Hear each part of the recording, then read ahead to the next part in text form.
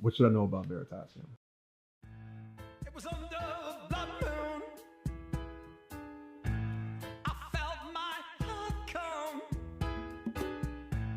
I held you in this strange light, a place where shadows. So basically, I'm looking to tie the entire world to Veritaseum. I'm going to transition now into the cryptocurrency markets and ask some very specific questions about your philosophy on cryptocurrencies and where that fits in with the current situation. It's interesting that the Bitcoin white paper appeared shortly after the collapse of the US housing market in 2008, and the SHA 256 algorithm solved the double spend problem. My conspiracy mind tells me that this was no accident. In fact, Hank Paulson, the Treasury Secretary under the Bush administration, came to Congress and said we were very close to a worldwide financial collapse as the Obama administration was coming into power.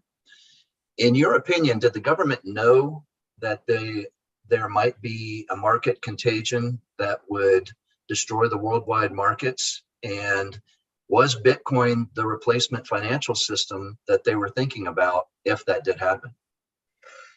Well, I doubt very seriously if it's the replacement system they were thinking about.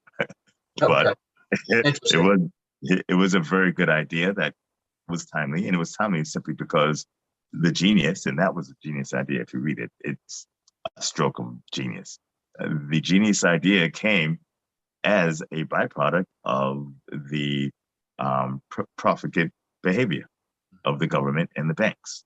I disagreed with Paulson, and I drove all the way to DC to talk to my local representative, who wasn't local in New York, to explain, to tell her that it's not the destruction of the world, right? It is not the destruction of financial markets. It's the destruction of the financial markets as they currently exist.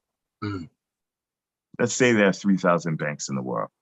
You burn down 2,999 banks, what happens?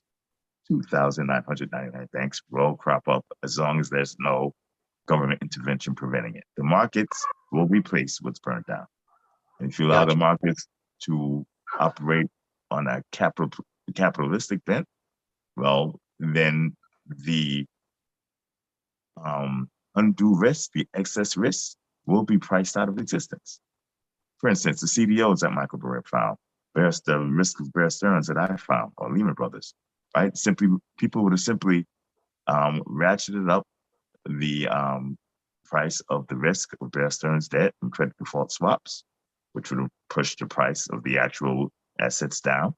Right. And you would have prevented the collapse before it came. And if they found out too late, the collapse came, it would have dragged a lot of things down with it. But then you would have had normal fundamental pricing. The collapse of Bear Stearns and the saving of Bear Stearns and the collapse of Lehman and several other banks presaged a reflation trade, a reflation attempt by the Fed and by the US government. So monetary and fiscal stimulus has went absolutely bonkers from 2009 on, and has never stopped. So a lot of people think that, you had a market collapse, then you had a, reflation trade, the market rebounded. No, the market never rebounded. Right. If you take a look at some of the things that happened, I made, especially from a percentage perspective, a killing by shorting all these banks and real estate companies and home builders and insurers and basically everybody who had anything to do with selling me a house or financing me a house, etc. I lost 40% of it in the second quarter of 2009. Wow. Right? Now, I was still up a good, almost 4 digits, but, it hurts because when you have it, I consider it mine. That's a big markdown. Yeah. So, but how did it happen? Because I knew there was going to be a bounce. I was prepared for the bounce. What I wasn't prepared for was a total changing of the rules.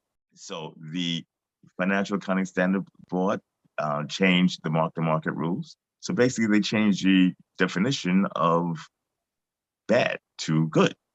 Yeah. But they did recently the FASB 256 has completely shut down and made opaque the government spending. So they changed the rules again recently. Right. And I get the feeling they're going to change it ad nauseam, for a while. But if you think about it, okay, so now banks can take whatever trashy assets they had, and this is going back to 2009, and they can say, this asset that really is worth $2 million, we're putting on our books at $100 million because our wealth formula say so. And now they go and use that as collateral. Right. Now they make loans off of that. So they're printing money internally, right, with the Fed printing and the Treasury printing, et cetera.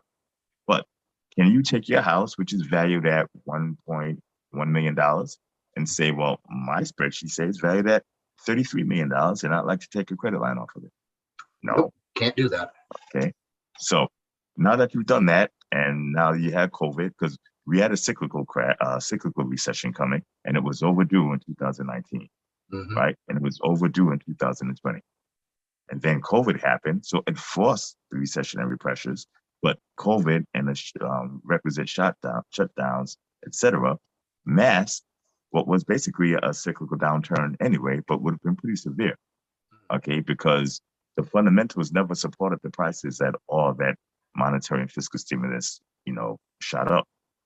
So the lockdowns hit it. So people blamed things on COVID and the lockdowns that should have been blamed on, a bubble anyway.